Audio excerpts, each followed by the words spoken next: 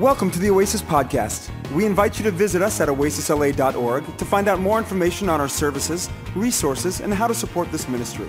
We'd also like to invite you to one of our 5 Sunday services, 8:30, 10:30, 12:30, 2:30, and 6:30 p.m. We hope you enjoy today's message. If I ask you, how's your love life, what would you say? Would you say great or mediocre or Look straight frustrating? ahead. What'd you say? Look straight ahead. Look straight ahead, yeah, not say anything. You're sitting too close to the issue. Is your love life a series of broken relationships?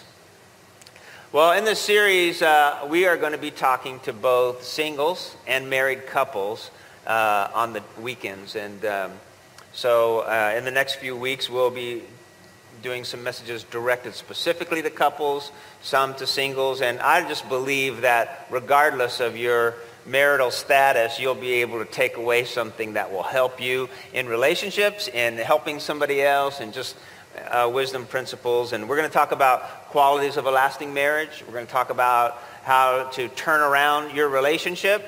And we're going to talk about how to recognize qualities that is in a person that would make them worthy of pursuing. And so that'll be good. Today, Holly and I are going to share, we're going to teach together and take turns here. And today's message, really, we're going to try to do a little bit for singles and a little bit for married couples here tonight. I really believe that the single most important decision that you will make in this life, apart from salvation, is who you will marry and the decisions around that.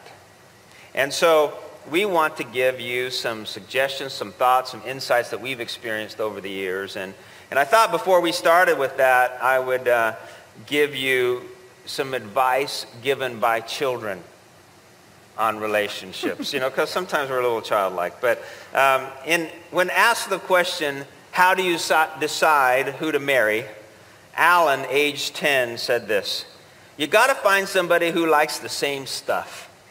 Like, if you like sports, she should like it that you like sports, and she should keep the chips and dip coming. That is just wrong. That's just wrong. I like sports. It's Alan, Forget he's chips 10. And then Kristen, age 10, said, no person really decides before they grow up who they're going to marry. God decides it all way before, and you get to find out later who you're stuck with. So that's equally as a positive look there. And then here's a question to Lynette, age 8. It says, what do most people do on a date? She said, dates are for having fun, and people should use them to get to know each other. Even boys have something to say if you listen long enough. Look straight ahead. Okay, there you go. See, it's good advice. Regardless of the relationship, I wanted to read a scripture that I thought would be a foundational scripture and one that would set the tone for what we're trying to do. And I want to read to you the verses in Proverbs chapter 24. It's verses 3 and 4 from the Amplified Version. And it says, through skillful and godly wisdom is a house. And in the Amplified, when it's in parentheses, it sort of expounds on the last word. House being a life, a home, a family, is built. But by understanding it is established on a sound and good foundation.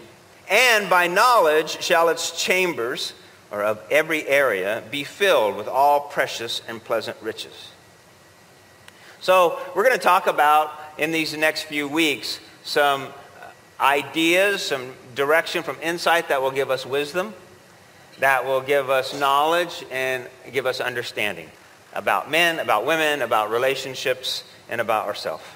So tonight, I'm going to talk to the men about mistakes men make when dating, and Holly's going to offer some mistakes that women make when dating. The first one I'll mention is that a mistake that guys make when dating is that they often try too hard. There's a big difference between confidence and arrogance. Some people never figure out the difference. And confidence is good. Arrogance is a whole other issue. It's trying too hard. It's showing off, trying to impress.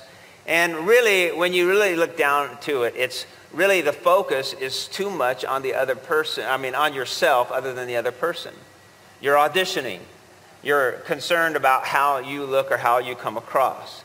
And my suggestion to men is to ask questions, to listen, find out what she likes and cares about. Ask questions and listen.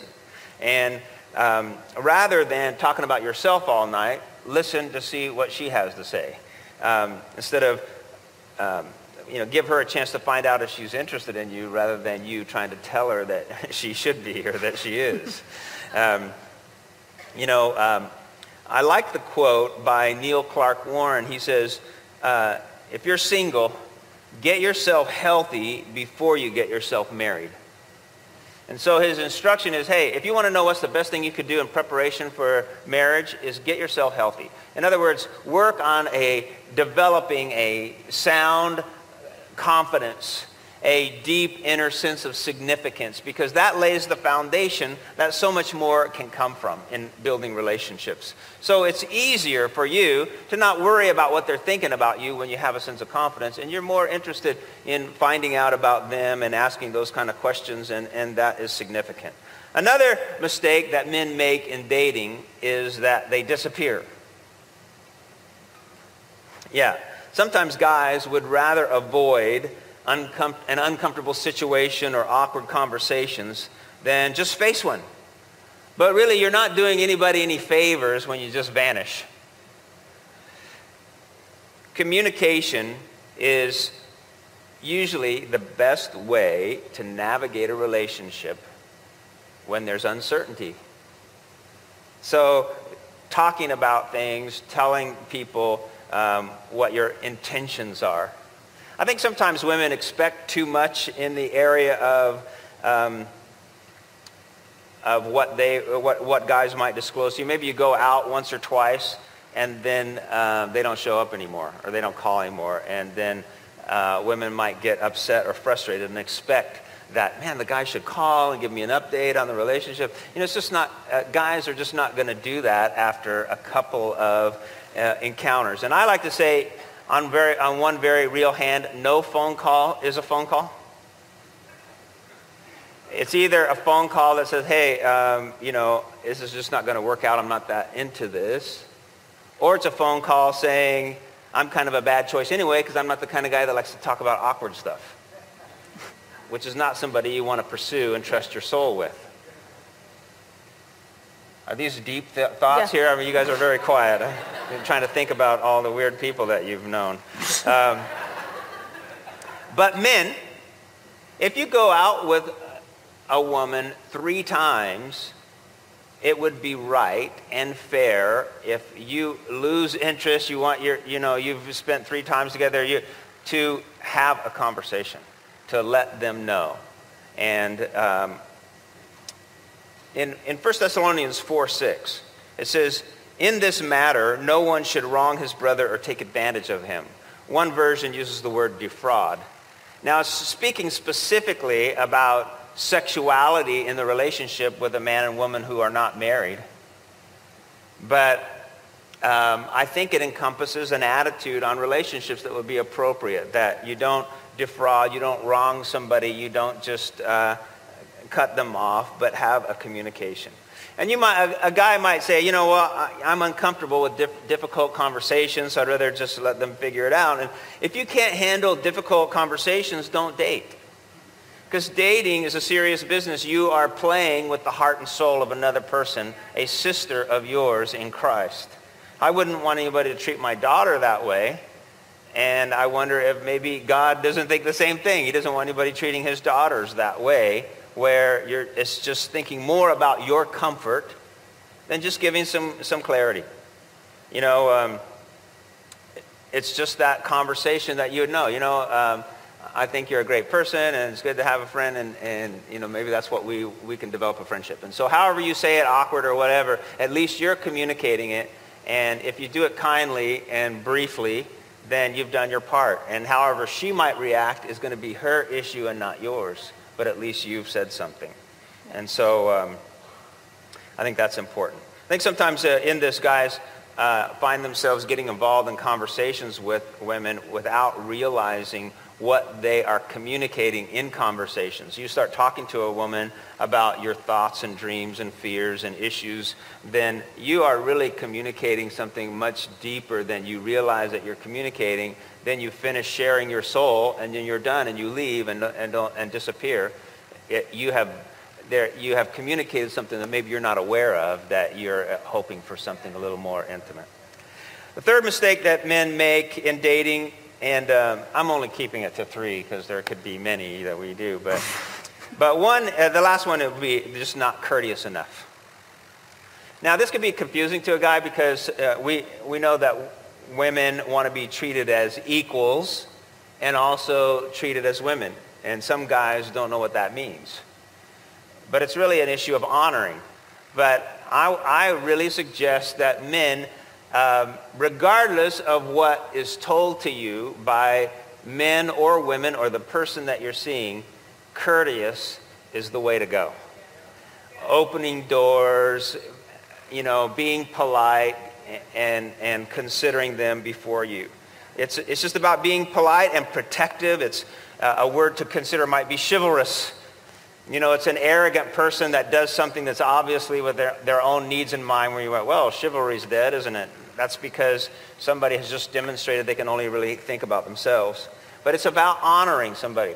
I remember I had a girlfriend in the first year of college, and we were together for about a year, and I really liked her, but she kind of lost interest in me and started dating somebody else, and we had this conversation one time, and I was like, why did you pick him instead of me or something? And she said, well, he's so much more gallant. What an annoying thing to say. First of all, I never heard you use that word before, and then... I think you're gallant. Yeah, thank you. I've grown a lot, Yeah, thanks. Apparently. But what she was saying was, here's somebody who, I didn't quite get it, which would have given you evidence that she was probably right, but somebody who's thinking about her forethought, trying to honor and anticipate needs and being protective, and that's significant. A lot of times guys just don't go that direction. So if you're going to err on one side or the other, err on being courteous and polite and kind. And I really think that a lack of courtesy is either selfishness or cluelessness. And both are significant red flags for you to consider. So those are not two great qualities of a spouse. Clueless and selfish. So courteous is a good thing.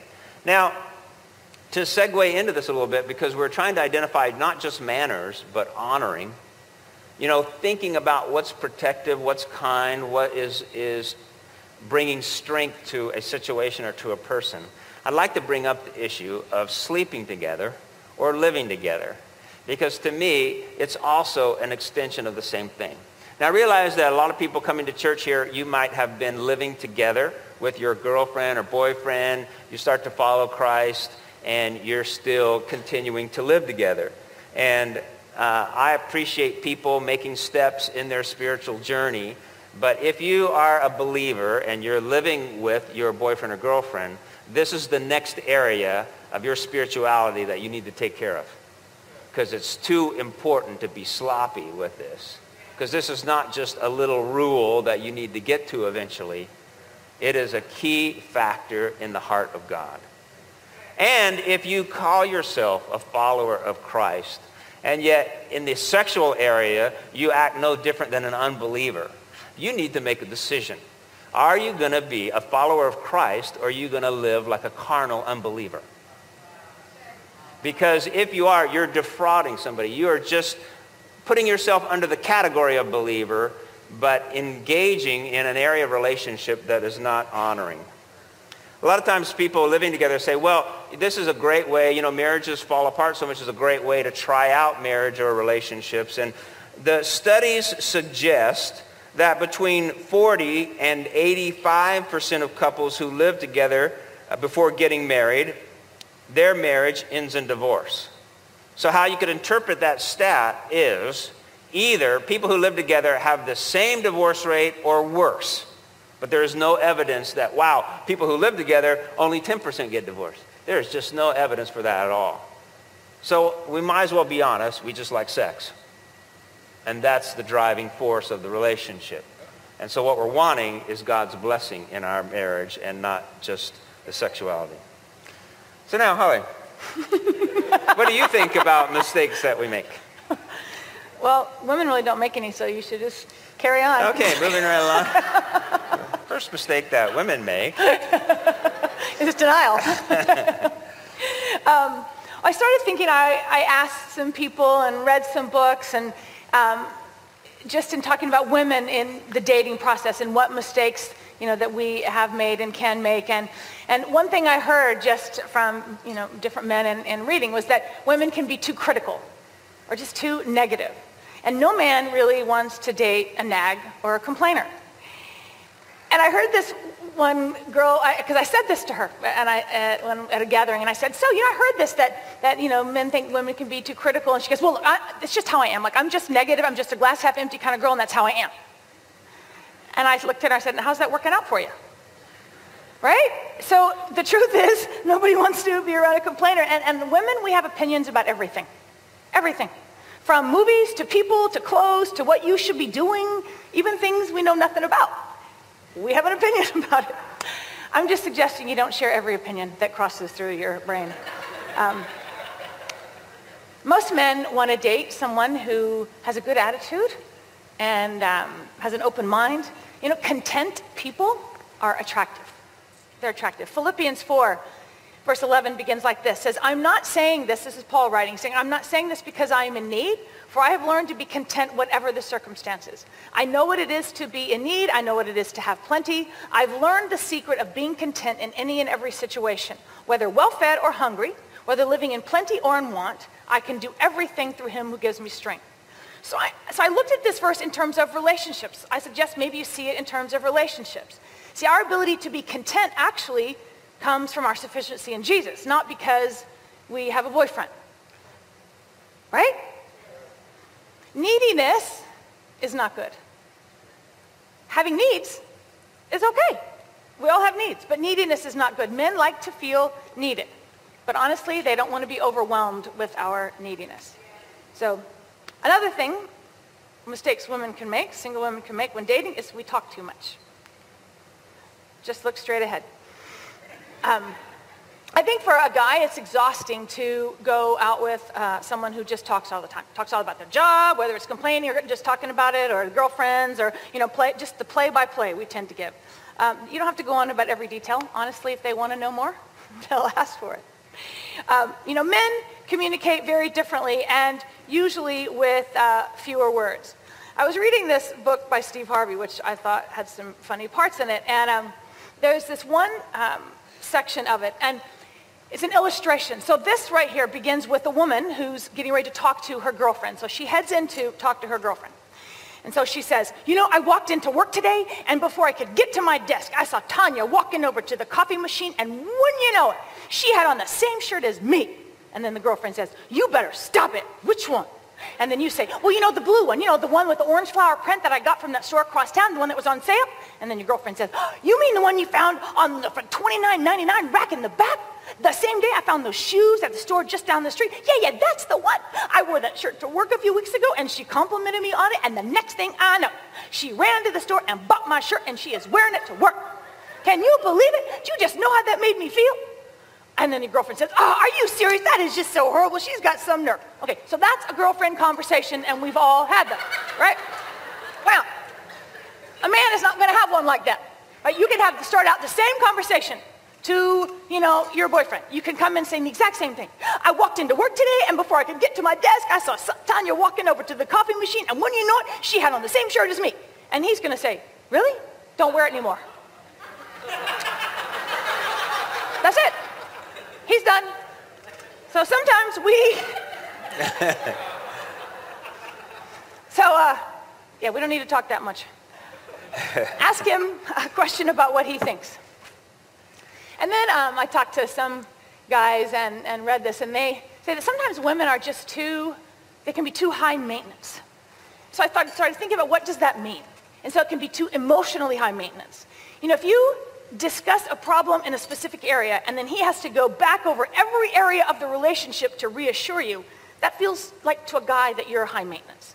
Makes him feel inadequate for this relationship or unequipped. Or if he has to spend hours every day soothing your feelings about anything, it's just exhausting. And sometimes even in a material way. If you have to have designer clothes and designer purse and designer jewelry and designer everything, and if you are perfectly, coiffed, made up all the time, where you just look like perfect, it gives the impression that you can't actually ever let go and just have fun and maybe go to a baseball game sometime with your hair in a ponytail? Do we have to have it all? Yeah, that's important too. I know. But I do want to just qualify that a little bit, that you need to take care of yourself, women. Don't be living in your sweats all the time. Men are visual, and there's actually nothing wrong with them being visual. There's nothing wrong with that. God made them that way. And so if you don't take care of yourself, then that actually sends a signal to them too, which is about how you value yourself. So there is sort of a balance between, the extremes here. And then another issue I think that mistakes that women can make is just about our own insecurities. Dating, it can be nerve-wracking, and it probably brings up every insecurity we ever had. At God Chicks a few years ago, we had, at our conference that we have every year, we had a panel of men. And we, asked them some awesome questions. It was great. But one of the questions we asked them was, what do you consider to be a bigger turnoff? A woman who is too aggressive, too overweight, or too insecure? And while they weren't into any of those, the one that beat out the others was insecurity, which actually makes me wonder, that might be at the root of the others anyway. So I'm just saying, can you be secure enough in who you are to not force your opinion or force your way? And on the other hand, arrogance is not attractive either. Sort of a godly confidence. Are you happy? Are you living your life out of a sense of mission? That's just attractive. Now, if I were to ask most women, they would say they really want to have, a guy who's, passionate about God and serving him, and that they can trust with their, spiritual walk. Well, then I suggest that you may have those same qualities, that you're running in that same lane, because every guy that will have those qualities is in that lane. You don't have to go looking, somewhere else. And then just my last little thought before I let you get another word in is coming on too strong. Have you seen the movie How to Lose a Guy in 10 Days? It's a comedy, but Philip didn't think it was funny. It's like, that's just awful. So I'm thinking, maybe we should watch it again. On your first couple of dates, you don't want to talk about what your dream wedding is and how cute your kids are going to be and, what their names are. You can save that for your girlfriends. A little reserve, a little mystery is actually okay. And please don't put every thought you ever have and every dream you ever have on Facebook. Really, a little reserve is okay. You don't have to, every thought that goes through your head, we don't need to see it printed. Write that down. Sorry. So, a little mystery is good. All right, so now we're going to... Okay, we're going to talk about marriage a little bit and give some ideas there. Before we do that, though, let's just... You have a verse that you wanted to read that's a great foundational verse for talking about marriage. All right, Ephesians 5, which basically tells us what the language is, if you will, of our spouse would be. So Ephesians 5 says, husbands, love your wives, just as Christ loved the church and gave himself up for her, to make her holy, cleansing her by the washing with water through the word, and to present her to himself as a radiant church, without stain or wrinkles or any other blemish, but holy and blameless. In this same way, husbands ought to love their wives as their own bodies. He who loves his wife loves himself. After all, no one ever hated his own body, but he feeds and cares for it, just as Christ does the church. For we are members of his body. For this reason, a man will leave his father and mother and be united to his wife, and the two will become one flesh. This is a profound mystery, but I'm talking about Christ and the church. However, each one of you also must love his wife as he loves himself, and the wife must respect her husband. So we want to call our attention to that last verse because it identifies the most significant need scripturally for the man is respect, and the most significant need for the women is to be loved. And in reality, everybody